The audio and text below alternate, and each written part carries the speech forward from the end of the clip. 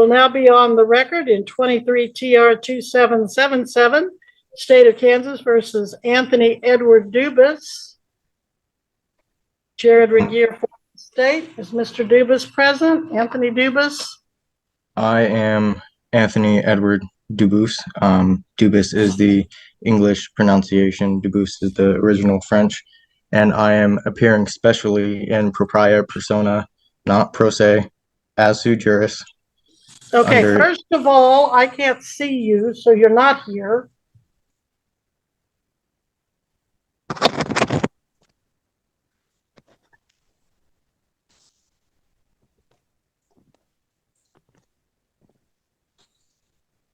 Parents satisfied? Thank you, sir. Now, absolutely. As far as I need to go, well, I need you back here in person. Okay, well, it's propria persona, not in person. I'm not the legal entity that you're claiming me to be. All right, sir, if I can't get you on camera, you're not here. I'm doing so right now. I'm just removing it as it's taped. It takes a while. Now, the second order of business, let's get your name straight. I know a family with the same exact spelling in America, and they do pronounce it Dubus, but you said you pronounce it Dubus, as the original Dubus, as the original French. Yep. Very well, Dubus. Thank you. All right, guys, welcome back. Today we head straight to Kansas, where a young sovereign citizen decides it's a brilliant idea to go head-to-head with Judge Webster, a judge who may look calm and grandmotherly, but absolutely does not play games in her courtroom. The case? The state of Kansas versus Anthony Edward Dubus. From the very first seconds, things feel tense. The judge calls the record, and instead of a simple present, our guy launches into pronunciation corrections and special appearances. He insists he's not the legal entity named in the charges. He claims he's appearing in propria persona, not in person. And just like that, we're off to the races. This isn't a normal traffic hearing. This is ideological warfare, at least in his mind. You're welcome. Now, Mr. Dubus appears in person and pro se. Correction, propria persona. Well, in this court, it's in person. And correction, in all courts, it may be either pro se, either appear in person, or propria persona. Well, in my years of law school and nearly 40 years of practice, both as an attorney and a judge, it's been in person, and that's what I'm going with, sir. I believe that is just fine. So in any event,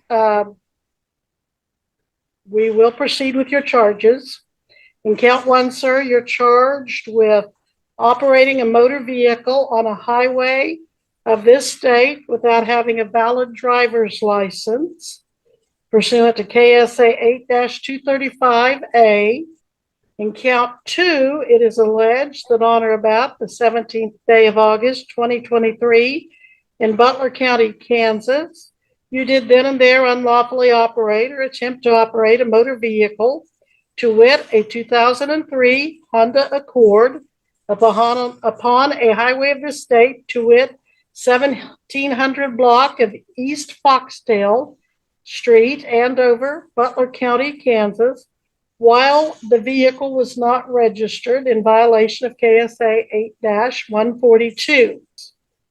In count three, it is alleged that on or about the 17th day of August, 2023, in Butler County, Kansas, Anthony Edward Dubus, Thank you, Myron. did there unlawfully and intentionally drive a motor vehicle upon a public highway or property open to use by the public and failed to provide proof of insurance upon demand by a law enforcement officer.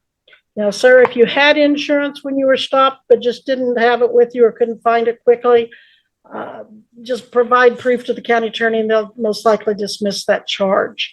But if you really didn't have insurance, you're looking at a Class B non-person misdemeanor.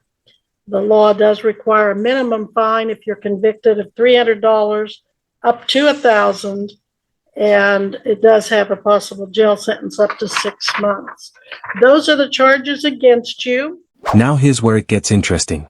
The judge can't even see him clearly on camera, and instead of cooperating, he doubles down on semantics. He corrects pronunciation again, insisting his last name is French. The judge humors him briefly but makes one thing crystal clear. In her courtroom, terminology follows legal convention, not YouTube law school.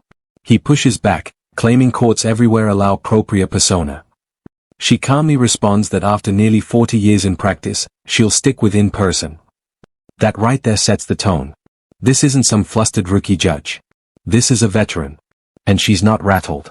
While he's trying to establish linguistic dominance, she's preparing to move forward with the actual charges. Because unlike him, she's focused on reality. You do have the right to an attorney. You can hire any attorney of your choice, but if you cannot afford an attorney, you can apply and see if you qualify for a court-appointed attorney. You don't have to have an attorney, though. You can waive your right to an attorney and represent yourself. So that's an order of business we need to take care of today, is whether you want an attorney or not. And then another is to make sure that you understand what the charges are and the possible penalties. Do you have any questions for me about that? Yeah, I don't understand the nature and cause of the charges. I have not had my accuser face me to bring the charges against me, as is a violation of due process. And I want to correct, for the record of the court, the named defendant is different than the named person, being myself. Hold on, let me make sure I get that in view of the camera. The named person here is different than the one named in the charges and the counts, being a difference of representation of who exactly it is the charges are against.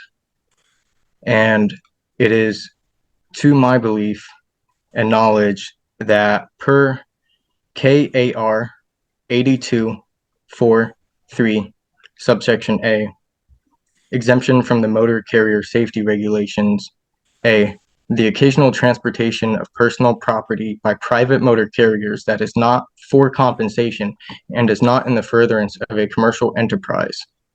I am exempt from these rules and regulations, and if I need to get a USDOT number to show that I was not operating a commercial motor vehicle or as a common carrier for business or for profit or in the furtherance of a commercial enterprise, I will be more than happy to produce that USDOT number to show that I am in fact a private motor carrier, not operating in commerce, not driving, as I'm merely transporting and traveling.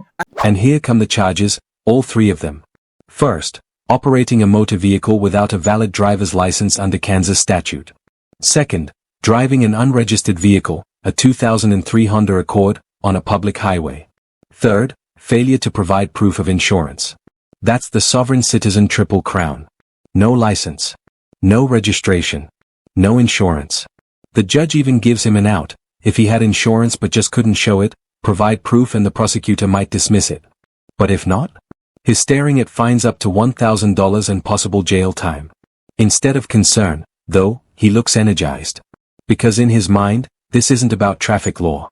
This is about jurisdiction, identity, and what he believes is an illegitimate system. Mr. DuBois, you are not charged under the Uniform Commercial Carriers Code as adopted by the state of Kansas. You are charged just as a motorist operating a motor vehicle. Again, not a commercial vehicle.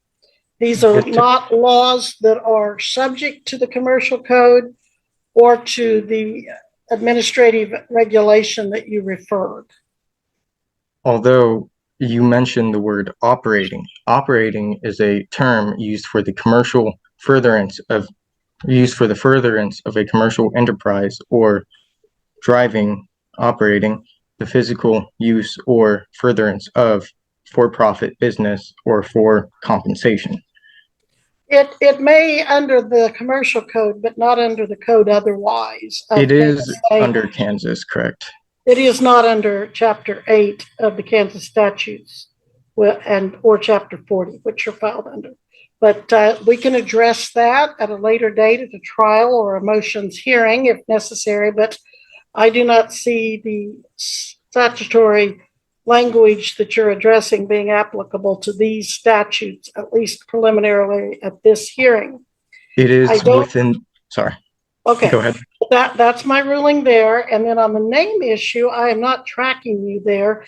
The only difference I see is that at the top of the document, state of Kansas and your name are capitalized, and in the initial or in the individual charges, it's traditional capital letter of the first name, all lowercase of the remaining names throughout. So I'm not following that argument.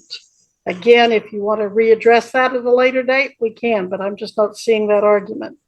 Okay. Now Well, I motion and move this court to dismiss this case for the motion I have filed and for the brief in support of motion to dismiss for lack of jurisdiction.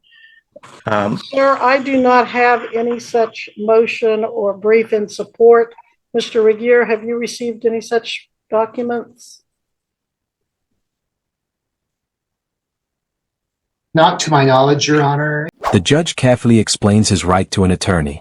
He can hire one, apply for a court-appointed one, or represent himself. Simple choices. But simple isn't what sovereign ideology thrives on. Instead of answering directly, he claims he doesn't understand the nature and cause of the charges. He says his accuser hasn't faced him. He argues that the name defendant, in capital letters, is not the living man standing before the court. The judge pauses, examines the document formatting, and calmly explains that capitalization differences don't create alternate identities. She's not engaging in fantasy. She's addressing the legal matter.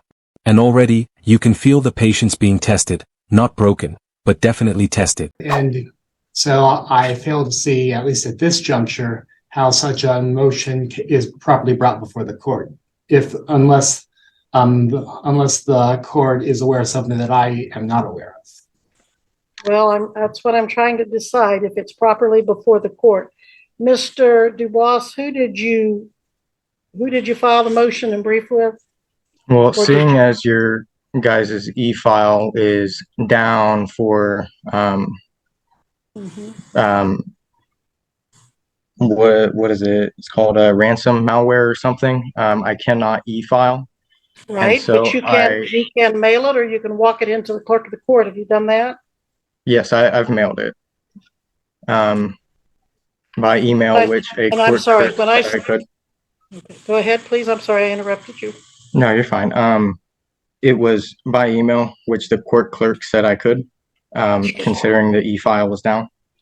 And I can't really go 20-something miles to do that, considering my personal property was stolen. When did you email it, sir? When did you email it? A while ago. Judge, Yeah. Yes. we do not accept emailed filings, only faxed or by mail or person. Okay, Oh, I'm I was sorry. told that they do not have fax, so I could not do that. So email would be okay. He may have called the wrong courthouse then. They spent 10 minutes finding my case because your guys' system was down. So I'm fairly certain it was the correct one. Okay. Do you recall which you filed or which court you called? Let me go to my sent. T Stafford at bucokansas.com. I think that might be at the county courthouse, not the district courthouse. Okay. So Okay. if you want to file something, sir, let's make sure you file it in a fashion that will get it officially recognized. So Ashley, how do you suggest he file motions and the like? He will either need to mail us a copy of it or he can fax file. And is your guys' fax active? Yes, it has been the whole time. Okay, It's and not affected, yes. What's the fax number? Our fax number is 316-321-9486.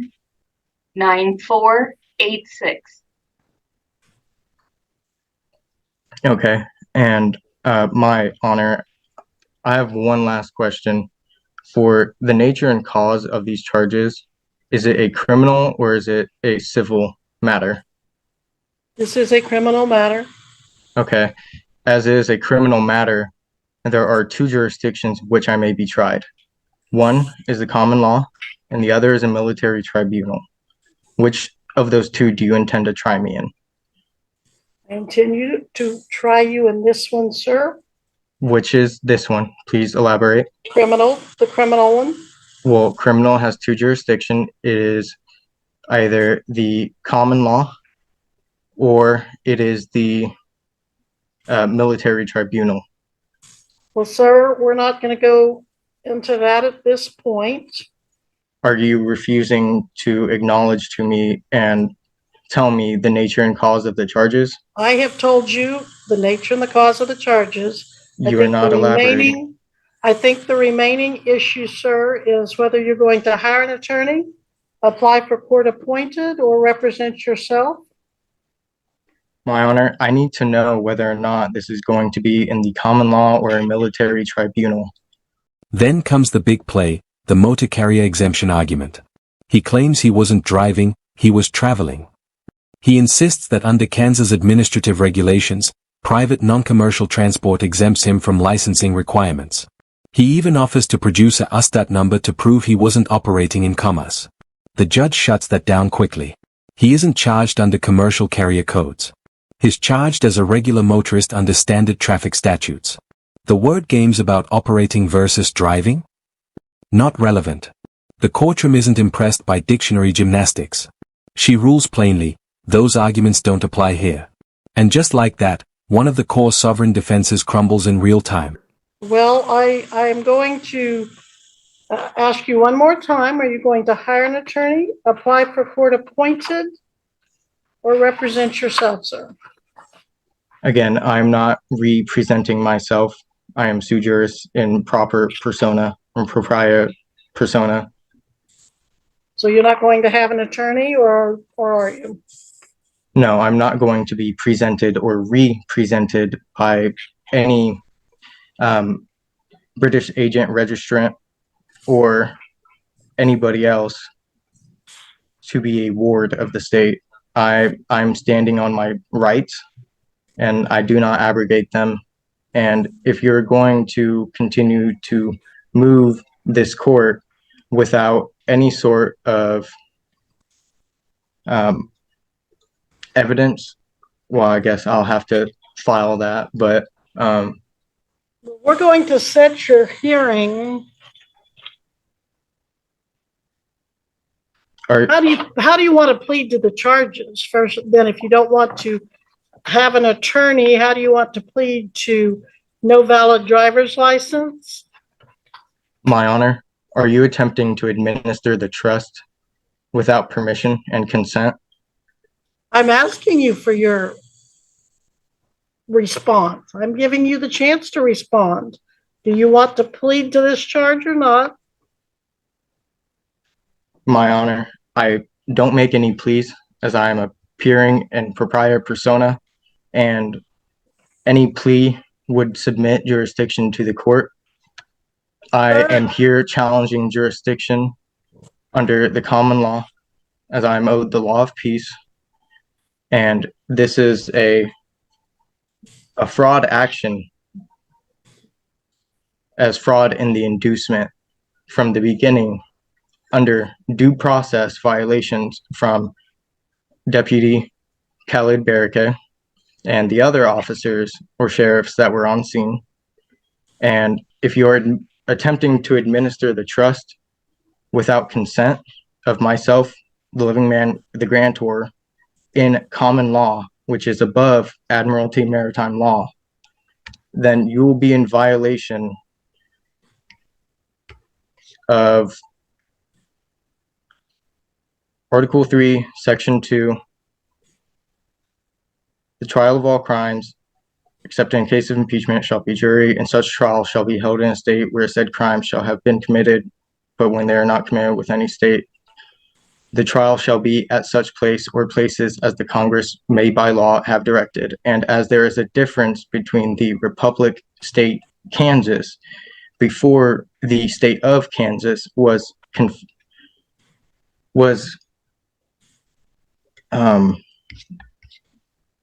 brought into the Federation of the Union of States. And you will also be in violation of